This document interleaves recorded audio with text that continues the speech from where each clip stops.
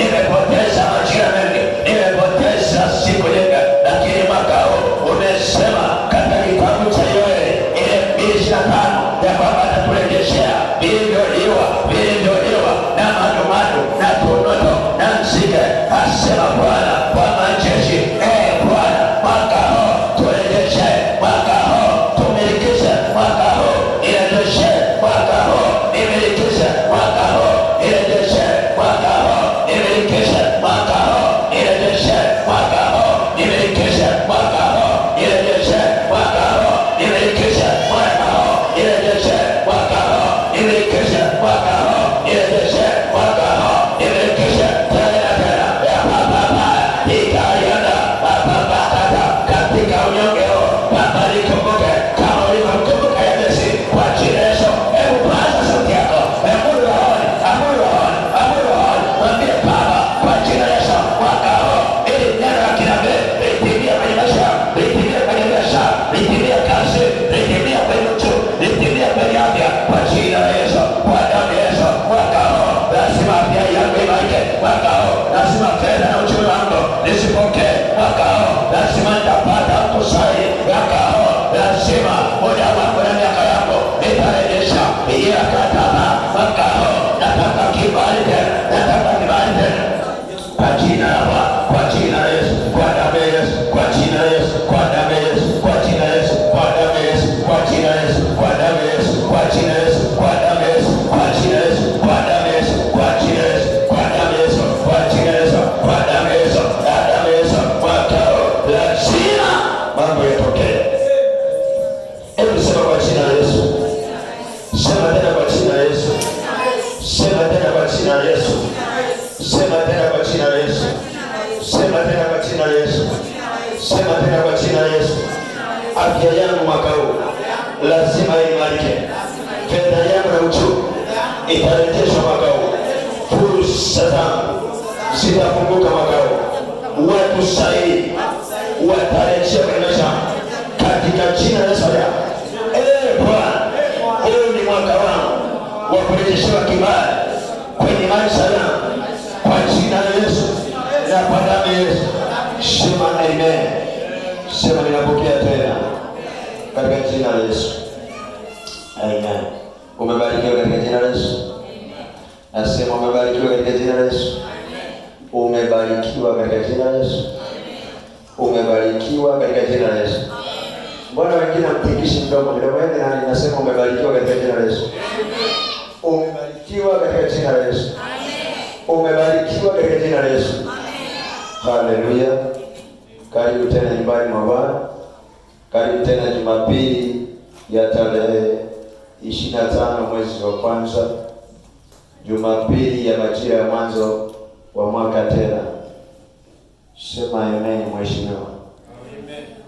Nasema sema amen mheshimiwa. Amen. Na waona waheshimiwa mahali hapa. Amen. Tunaendelea na lile somo tulioanza nalo tangu tulipoanza mfungo, na ni vizuri nilimalizia leo kwa sababu Jumapili ijayo itakuwa ni Jumapili ya hitimisho, itakuwa ni Jumapili ya kuwekea mikono, itakuwa ni Jumapili ya maombi, itakuwa ni Jumapili ya kitofauti, itakuwa ni Jumapili ya kipekee, itakuwa ni Jumapili ya kumwombea mtu mmoja badala ya mwingine. Kwa hiyo sitakuwa na mafundisho zaidi ya kukuombea katika jina la Yesu, na Bwana wa majeshi afanye kwa ajili ya maisha yako. Umebarikiwa tena. Amen. Kama nakumbuka nilikwambia tangu siku ya kwanza kwamba Mungu mwaka huu kwenye mwaka wa marejesho, weka tarajio na weka tumaini. Mungu apite kwenye maeneo yako 8 ya kurejeshewa. Atapita kwenye maeneo 8 ya kurejeshewa. Nikasema jambo la kwanza ambalo Mungu atakurejeshea mwaka huu ni kurejesha eneo la afya. Eneo la afya. Afya ikipigwa, maisha yamepigwa. Afya ni siri, afya ni nchi ya maisha. There is no any alternative way. Unaweza ukalani mambo yako hapo afya ikiwe mgogoro. Kwa hiyo moja kitu ambacho mwaka huu Tunapoomba kwa habari ya kurejeshewa, ni Baba, kwa jina la Yesu Kristo, imarisha afya zetu. Amen. Jambo la pili, nikisema Mungu atarejesha fedha, uchumi na mali. Eneo la marejesho mwaka huu ambayo tunatakiwa tupite kwenye maombi ya kumwomba Mungu na kusimama kidete ni kwenye eneo la marejesho ya fedha na mali. Hauwezi kutimiza malengo without money.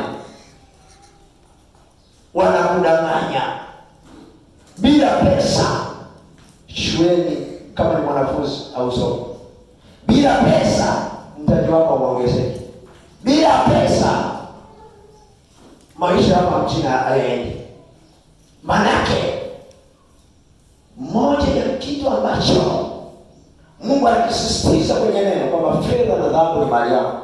Manake ili pia kujenga ufalme, Mungu anakupa pesa kwa lengo la kujenga ufalme. Asifiwe Yesu Kristo.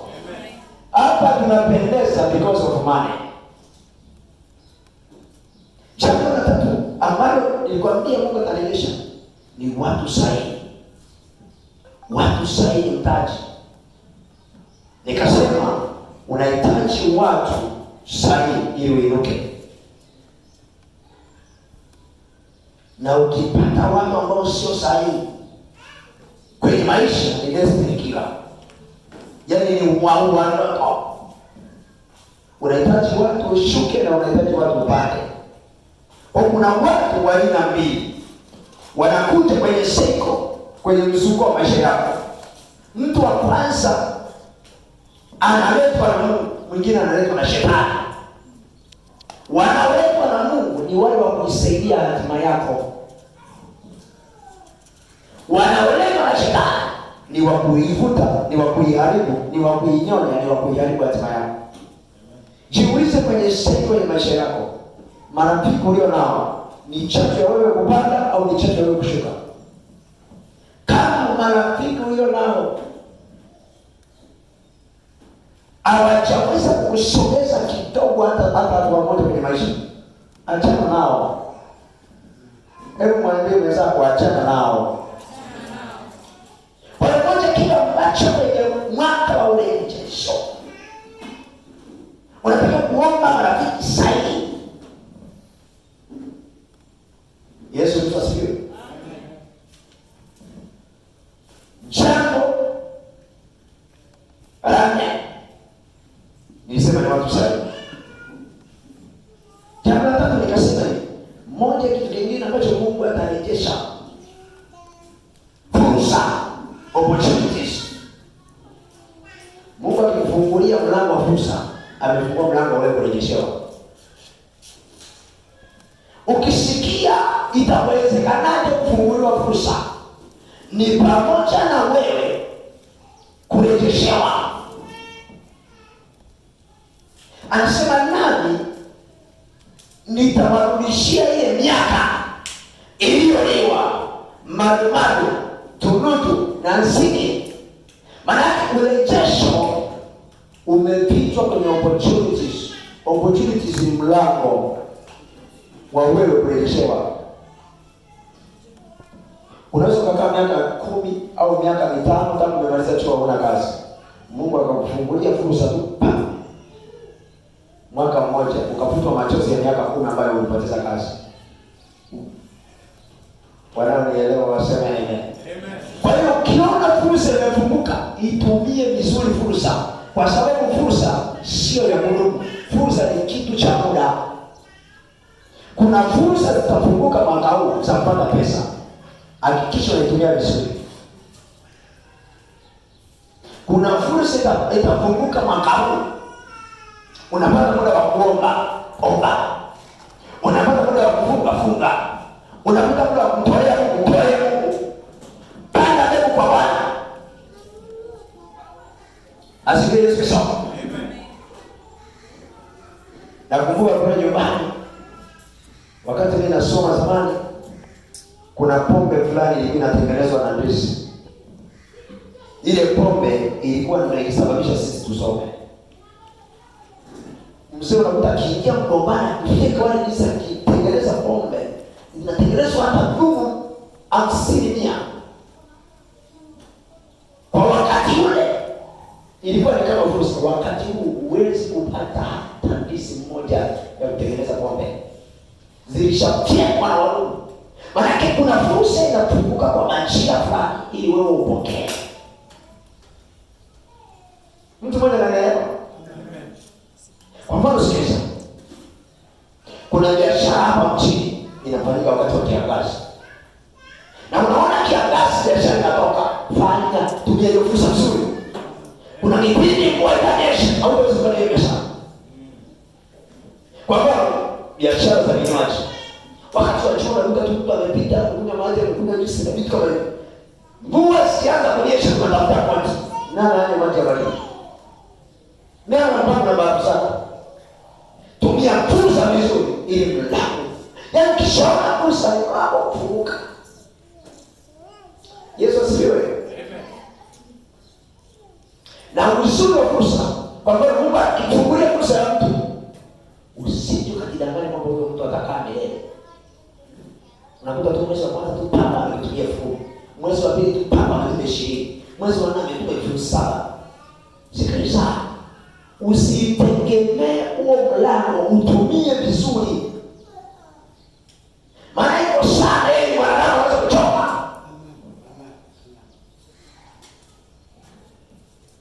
Alikuwa anaacha mtano kila siku, anaacha mtano kila siku. Hebu na wewe uwe na akili. Kwenye 5,000 tumia 4,400. Bakisha 600. Maana iko sana yule mlango ndio uko katika 5,000. Siku nyingine anaweza kusema leo hali haieleweki. Chukua hiyo 2,000. Tutakula tunachukua kwenye ile akiba. Kuna mtu mmoja ananielewa. Haya masomo atakayoyakamata lazima atoke kwenye maisha. Yanaweza yasikusaidia sasa hivi, ya kukusaidia hata miaka 2 inayokuja. Amen. Hiki ni chakula cha jiani bwana. Makasiri anasema wakati mwingine unaweza kawa hauna njaa, unapotaka kusafiri, beba mkate. Nimeshiba tu, nimeshiba. Acha ujinga. Beba mkate. Nani ajuaye? Gari itaenda kuharibikia hapa katikati kwenye usiku. Jambo lingine nilisema fursa ya muda na miaka. Kwamba Mungu atarejesha miaka kama sehemu ya fursa. Kama sehemu ya kurejesha. Miaka nilikwambia inarejeshwaje? Miaka inarejeshwa kwa Mungu kuweka spidi kwenye maisha yako. Utawahi kuona kuna mtu alichelewa kuingia shule, labda akaingia kwa miaka 10, ameanza darasa la kwanza. Akiingia tu Mungu anachelewa ufahamu. Anapotumia miezi 5 ameshajua, mwezi wa 6 ameshajua kuandika, anasema huyu anastahili darasa la kwanza kumpeleka la 3. La 3 anasoma mama bila kumpeleka la 5. Maana Mungu anarekana ile miaka. Kitu ambacho ulikuwa ukifanya kwa miaka 5, Mungu anasema ukifanya kwa miaka 2. Kwa sababu unaanza kusema tumechelewa tutajenga. Nikiangalia miaka imefika 50, sikiliza. Kwa Mungu ni Mungu arejeshe hata kama hiyo time uliyopoteza miaka 50 na kufuta machozi mpaka wanasema moyo. Amen. Wenye imani ndio wanaosema amen. Amen. Unajua Hana alipita kwenye kilio, akapita kwenye changamoto ya kukosa mtoto. Yeye Hana kujua amebeba Samuel, Mungu akamkausha. Pengine mwanza akaanza kumcheka, unajaza choo wewe. Nina watoto wengi, hakuna shida. Akaendelea kumlilia Bwana.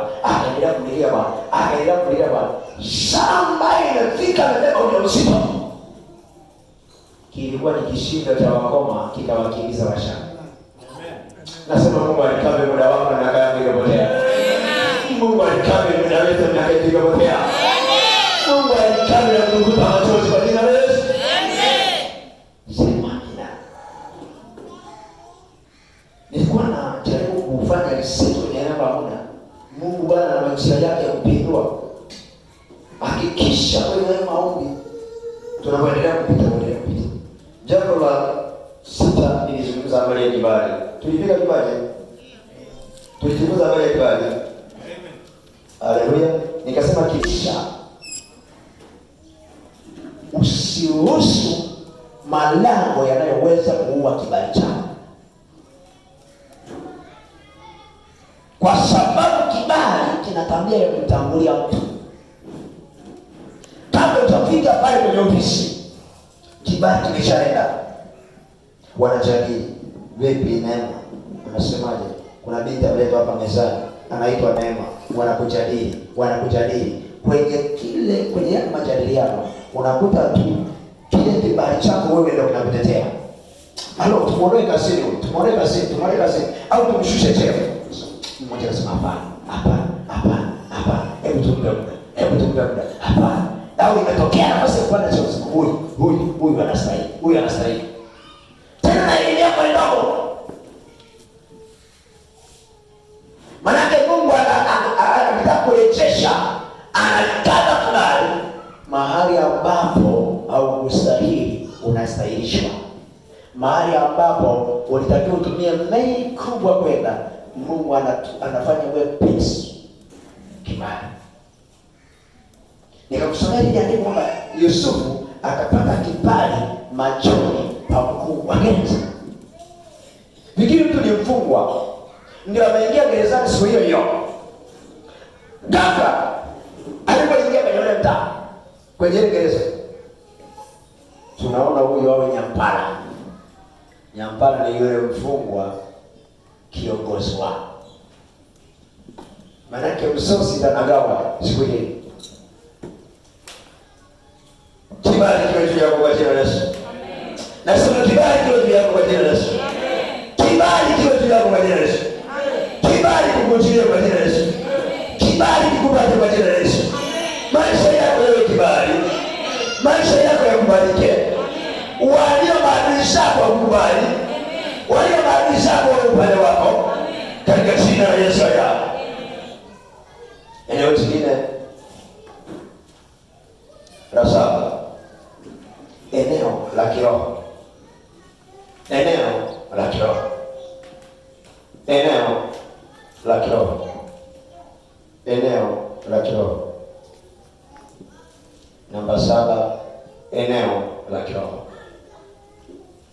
Namba saba, eneo la kiroho. Maisha yako yanaendeshwa na kiroho chako. Maisha yako yanaendeshwa na kiroho chako. Maisha yako yanaendeshwa na kiroho chako.